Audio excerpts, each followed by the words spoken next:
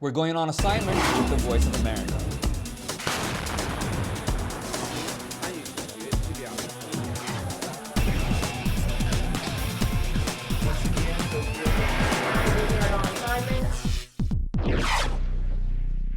Hey everyone, thank you so much for joining us as we go straight to our VOA reporters to get the parts of their stories you haven't heard.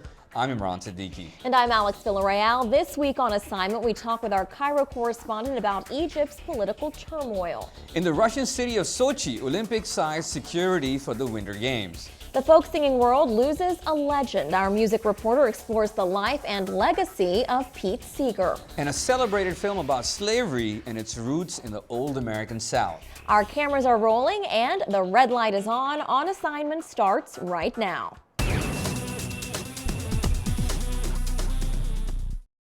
Last month, voters in Egypt approved a new military-backed constitution. The constitution replaces the one Islamist President Mohamed Morsi introduced before the military ousted him last July. Even though it passed, the referendum was polarizing and left at least a dozen people dead and hundreds injured or in jail. Alex spoke with VOA Cairo correspondent Elizabeth Arad about the vote and her reporting on it. Here's a look at that. Egypt's election workers were still counting the ballots when officials claimed overwhelming passage of the country's new constitution. Authorities said more than 90% of voters in a high turnout approved the charter, touted as backing for the military's ouster of Islamist President Mohamed Morsi last year. Supporters of the constitution and of de facto leader General Abdel Fattah el-Sisi took to the streets in celebration. But election monitors condemned the apparent suppression of those campaigning against the charter. Secular activists who advocated a no vote were arrested. Mr. Morsi's now banned Muslim Brotherhood boycotted the referendum. So we've seen some independent observers come out and criticize this referendum process, saying that the campaign took place within a context of fear, intimidation, and repression, and then coupled with the reports of violence. What does this mean for the future of Egypt, and where does the country go from here? Is this really a step forward? That would depend on who you ask. I think for all the opposition, what they say is that they failed to really make any kind of, inclusion, comprehensive effort to move forward. That pretty much Egyptian politics in the last few years has been seen as a zero-sum game. When the military is in power right after the revolution, they didn't allow a lot of room for opposition. When Morsi was in power, he also failed to sort of engage the opposition, and the criticism of him and his groups were that they excluded everybody else. And we're seeing the same thing again. The idea of compromise and moving together in a pluralistic way has yet to really sink in here, and that is going to be the biggest challenge I think most people see in going forward. Elizabeth, we've seen this referendum take place. Now that Egyptians have voted yes on this new constitution, what happens next? Well, according to the roadmap that the military-backed government put in place after they ousted Mohamed Morsi last summer, there is supposed to be presidential and parliamentary elections. So it's setting the stage to pretty much just what they're saying is make the transition back to some kind of stability. And what we'll probably see, and everybody's expecting, is to see General Abdel Fattah el-Sisi, who is the de facto leader, become the official leader by running for president. How does this constitution differ from the one we saw previously? What kinds of protections are involved for different religious groups? I know that that's an element of this. It certainly is, and it doesn't have some of the Islamist elements that we saw in the 2012 constitution that President Morsi had sort of pushed through and caused quite a bit of concern among various groups. Now, the very fact that there have been 3 constitutions in 3 years, no matter how well written this constitution is, the very fact that they can be superseded by something else so quickly gives an indication that what really matters is the laws and how they're enforced by who's ever happening, on the street, whether it's the police or the soldiers, that they can really override these kinds of basic charters, such as this current one. Elizabeth, what was the mood at the polls? You went, you spoke to a significant number of voters. How are they feeling about both the process and the prospects for this new constitution? Well, the people we spoke to, like most of the people who turned out for the polls, because it was overwhelmingly in support of the Constitution, the no vote was very much suppressed. They were very pro-Sisi, very pro the roadmap, and in fact quite hostile to foreign reporters like ourselves. And it was funny, they were trying desperately to cover up. There was some graffiti you might have seen in our report, sort of anti-government, anti-military. You mentioned that there are fewer Islamist elements in this new constitution. How much of a role, though, will Sharia law still play in Egypt from this point with the new constitution, and what does that mean for Coptic Christians? Well, like all of the constitutions, I mean, even in the Mubarak era, that before the revolution, Sharia law was looked to as an inspiration for all laws. It's a majority Muslim country, and even in the sort of secular pre-revolutionary time, it was the foundation in terms of inspiration, and it's a very conservative country. So people are not opposed to that. What they didn't like was sort of the politicized Islam. As for the Christians, they're perfectly happy to have this as a group, and certainly from their leaders. They were very happy to see this new constitution go into place. It was indicative of a less politicized Islam, and they felt very threatened, especially after the ouster of President Morsi, when many churches were attacked. All right, and again, that was VOA correspondent Elizabeth Arid in Egypt. Now, former President Mohamed Morsi still faces charges in Cairo for a 2011 prison escape, along with 130 others, including Muslim Brotherhood leaders. And now to Russia, preparing for its first ever Winter Olympic Games, but the run-up to the contest in the city of Sochi has been marred by terrorism concerns. Those concerns are centered on separatists in the northern Caucasus region who have waged a war of independence against Russia. VOA Moscow correspondent Jim Brook talked with On Assignment's Philip Alexio about this threat and the push to keep the Olympics safe. 6 months ago, Doku Umarov, who's head of the radical Islamist group in southern Russia, threatened to disrupt the Olympics and in Sochi, which is traditionally a ethnic heartland for people in southern Russia, Muslims southern Russia. Now, nothing happened till last month when 2 bombs went off in Volgograd, killing 34 people. The strategy seems to have been to hit the soft targets. It was a bus stop and a train station. So for the people who aren't familiar with the area, Volgograd, as I understand it, is pretty much a major hub to go through to get to the Olympics. Is that right? Well, it's what I call a soft target because it's in a largely Slavic Christian area, so it's not under a lot of pressure by the police, and so it's easier to hit. The southern Muslim areas are very much virtually under martial law. Now, Sochi itself, as I said, is on a huge lockdown, twice as many police and security people as, say, the Beijing Summer Olympics. Starting January 7th, they've banned all non-Sochi cars. They've closed the border to Abkhazia, which is a brachial region of Georgia. They just shut it down for a month. Now, they already have circulated flyers of 3 women who they're afraid might be suicide bombers who may have entered the area. So they're searching for these 3 people. And one of them is a so-called Black Widow. Basically, her husband was a suspected terrorist and was killed. And there is a history in the southern Islamic part of Russia where the widows of men killed often become suicide bombers and have taken out subways, have taken out even airplanes. So Russians are very sensitive about this. But there's a second fear in that these could be Slavic terrorists. Russians often fall very easily into profiling, where they look for the kind of person that historically, ethnically comes from the Muslim part of the country. But there have been a lot of conversions by ethnic Slavs to Islam, and some of them, a very small minority, tend to be very extremist, and they're the ones that could slip between the cracks here.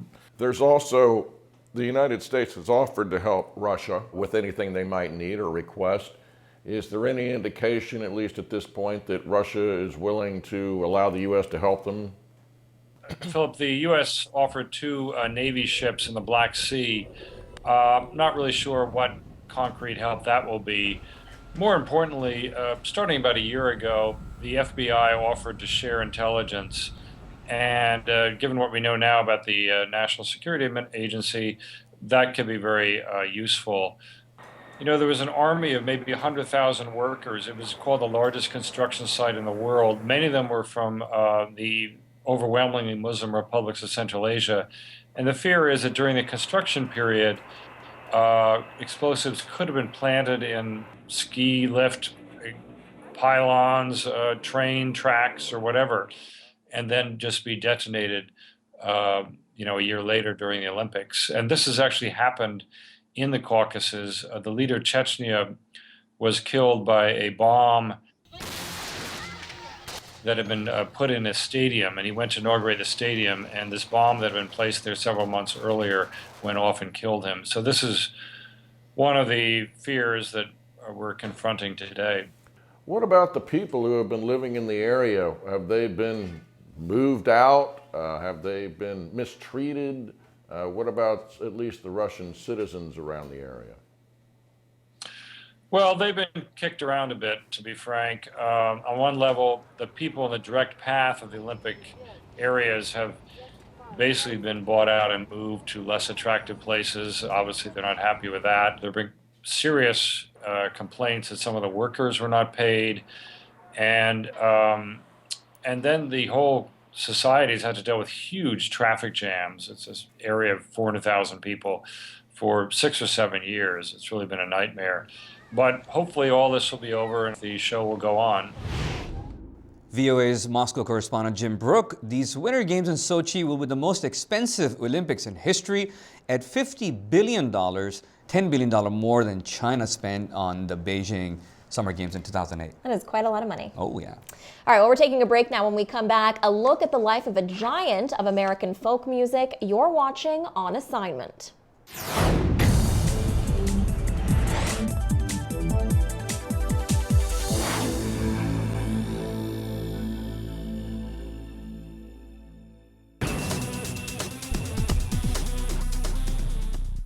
Legendary American folk singer Pete Seeger died of natural causes on January 27th. He was 94. Seeger was introduced to rural music at a young age and went on to become a giant of the genre, writing songs such as Turn, Turn, Turn and Where Have All the Flowers Gone. He earned a Lifetime Achievement Grammy Award in 1993 and is one of just a few folk singers inducted into the Rock and Roll Hall of Fame. And to talk about that joining me right now is Catherine Cole. She's hosting a radio show called Roots and Branches. Thank you so much for joining me. What does Pete Seeger mean to American folk music? Well, he's at the top of the pile. I mean, when you think of American folk singers, you think of Woody Guthrie and you think of Pete Seeger. And Pete Seeger was the guy that was always there. I mean, you can't imagine folk music without him. Okay, and he was not just a musician, he was also a political activist. Talk a little bit about that. I mean, do we owe, the credit goes to him to bring in political activism in music? Not entirely. I mean, again, Woody Guthrie was very big on that, and a lot of folk musicians. I mean, that's sort of what folk music is all about. It's about getting out into your community and telling the stories about what's going on and getting people involved. But Pete Seeger had a lot of causes. I mean, one of his big ones was ecology and the world around him. Cleaning up the Hudson River in New York was something that he spent a lot of time worrying about and working on. In fact, his 90th birthday party, you know, if you were turning 90, wouldn't you have a big party, a fancy party with all your famous friends around there? He had all his famous friends around there, but it was a benefit concert to raise money to clean up the Hudson River. Okay. What about the controversy with regards to politics? The politics and the Un-American commission that was set up after he fought the war. Then he comes back. He develops the Second World War. He develops the Weavers Quartet, and then something happens. Tell us about that. The Weavers was a huge folk music group. I mean, it's hard today to imagine how popular folk music was in pop music. They had #1 hit songs. They were a very popular group, but at one point in his life, Pete Seeger and a lot of other people were communists, and that was a dirty word here in the United States. And he was called to testify about that, and he chose not to talk about his politics and talk about things that he believed in, or talk about other people and what they believed in. And it's a very, very complicated issue. And the bottom line was that he was, at one point, they wanted to send him to jail for a year because of this. And that was overturned at one point. And there were worldwide protests about the fact that they wanted to throw Pete Seeger in jail. There were a lot of people that thought he was a hero for refusing to rat, as they say, on other people, but it ruined his career on television and the radio. I mean, they were afraid to play his records on the radio, and he didn't get any jobs on the television here in the United States, but he did still play concerts.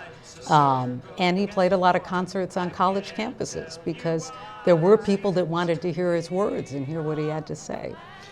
As a musician, who's like, I mean, I'm sure at the back of his mind, he would be thinking that he's an all-American folk singer, and then he goes through these kind of things. How do you think that would have affected his psyche? Well, he kept on going. I mean, of course, it was disturbing. I'm not Pete Seeger, so I don't want to put any words in his mouth, but, he kept on going. He never stopped. He continued performing until he was 95 years old, but he was not going to put his principles aside and sell himself out or sell anybody else out. Okay. Let me tell you something else that sort of shows Pete Seeger's principles. There's another wonderful banjo player by the name of Tony Trischka, who's now in his, he's an older guy, but not as old as Pete Seeger. Tony was 14 years old, and he was just getting into playing banjo, and he loved Pete Seeger, and he said, I'm going to write him a fan letter. I don't have his address, but I know he lives in Beacon, New York, so I'm going to address the letter to Pete Seeger, Beacon, New York, and I know it's going to get there just like when you write a letter to Santa. And so he wrote the letter, and he said, Dear Pete Seeger, I think you're the greatest banjo player in the world. And he mailed it off. And 2 weeks later, he got a postcard back from Pete, and it said, Dear Tony, thank you very much for your letter, but music isn't like a horse race. No one is the greatest, but I'm glad you like my music. And then he drew a picture of a banjo and he signed his name to it. And Tony told me yesterday that he kept that card, and it was kind of an icon to him. It gave him inspiration throughout his entire career and inspired him to really make his music better. Wow, fantastic. And so that's Pete Seeger. In one word, if you could quickly tell us, who is his successor?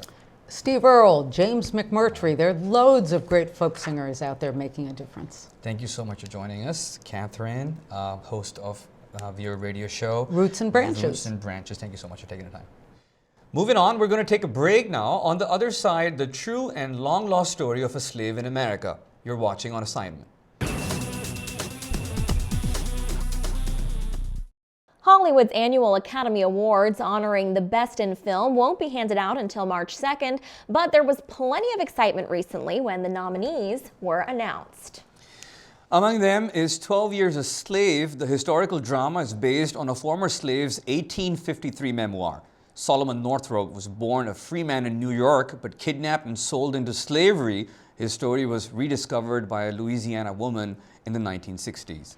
On Assignment's Rebecca Ward spoke with VOA's Greg Flakus about Northrop's story and the woman who made it her life's work to prove its authenticity.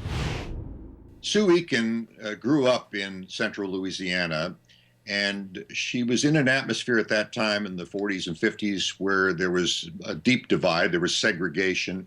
When she encountered this book in the private library of a local plantation, she was fascinated by it, and she wanted to find out more about it. People had told her the book was just fiction, but Sue Eakin recognized some of the locations and family names. She spent years authenticating it, often with Frank in tow. And a lot of my childhood was on the road, traveling with her and going to courthouses and researching, every detail of that story. We waited some time when finally Freeman, out of patience, tore Emily from her mother by main force, the two clinging to each other with all their might. It's been recognized now as one of the most compelling, first-hand accounts of slavery in existence. And it told a story that she truly, passionately felt had to be told. Well, boy, How you feel now? My name is Solomon Northup. I'm a free man, and you have no right whatsoever to detain me. You're no free man. You're nothing but a Georgia runaway. You actually met some of its local stars. How did they say that being in the film, playing these roles, affected them personally? This is obviously one of the traumatic stories of the African Americans in the United States, the majority of whom are in fact descended from slaves. And so, yeah, it had a deep impact. I was talking to, there are two actors in particular that I've come to know, Deneen Tyler and her daughter, Devin.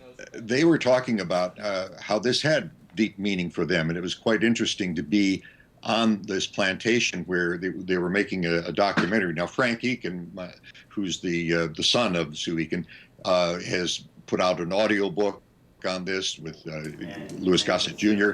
And so Louis Gossett Jr. was there at this plantation near Bunkie, along with the Tylers and a number of other people, for a documentary they're doing on present-day race relations in that area. Well, it's fascinating that you mentioned that this book and now this movie has kind of opened a dialogue in this small town that still has some healing to do. Tell me a little bit about that. The situation in Bunkie today is not one of racial strife or anything of that sort, but there's a majority black population and there's a white population, and it's almost as if they live in two different worlds. And it's on both sides. We encountered a young black woman who's about 18 or 19 years old, who had moved to Baton Rouge, of course, a little bit larger city. And she was talking about how she couldn't really stand being in Bunkie anymore because of the attitude. And she recounted the story about how she wanted a white friend to come over to her house and visit, and her parents were against the idea.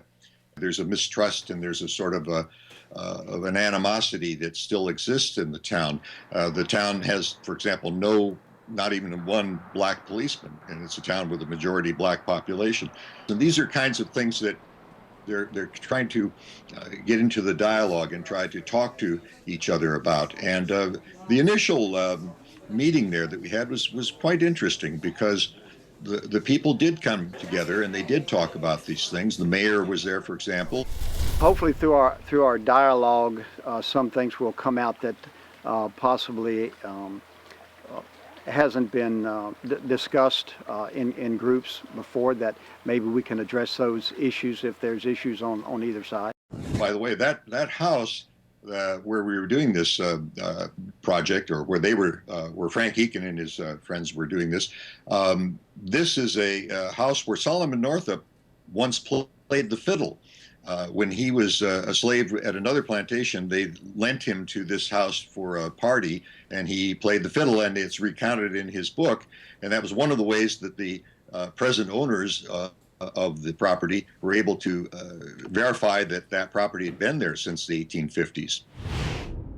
And with that, we have come to the end of our program, but join us again next week when our reporter in Kabul looks at the prospects for peaceful elections in Afghanistan this year. We'll also take a look at efforts to stop rhino poaching in South Africa. Before we go, though, we do want to say hello to people watching us in Serbia on RTV Barajevo. And as always, you can find On Assignment anytime at voanews.com, Facebook, and YouTube. Thank you so much for watching.